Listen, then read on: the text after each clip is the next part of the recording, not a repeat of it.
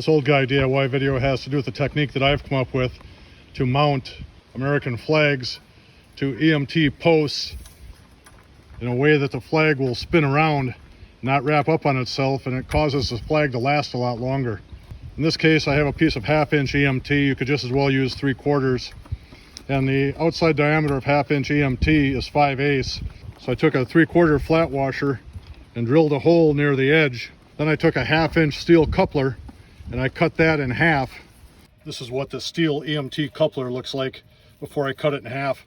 I just took a grinding wheel and went right down that center line.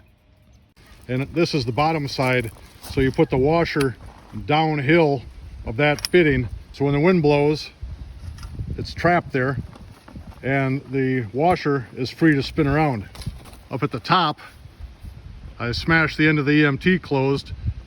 Then I install a 3/4-inch washer from the bottom. It has the hole drilled in it again. I just use some fencing wire to attach the flag to the washer. And then with the other piece of that 1/2-inch EMT coupler, I put it up here on the top. And this way I have 360-degree swivel action. This is what the flag looks like right now, just in my hand before I install it. But this thing costs only a couple bucks. It allows the flag to spin completely around the post so the flag doesn't get wrapped up or torn up. And in my experience, it adds about 3 months to the life of the flag. This is the new theft-proof flag.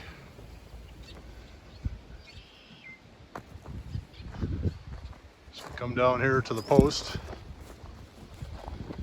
and I put 10-inch timber screws in there in an effort to slow down the flag thieves. I'm driving these 10-inch timber screws into that railroad tie. That's my technique to secure it. So if somebody decides to steal this one, the easiest way to do it is going to be just break the EMT off right here. There's a decent wind out here now. This is a good example of how the flag on that washer spins around the post and keeps from wrapping on itself. I hope this video helped you. If you haven't subscribed, please do, and thank you for watching.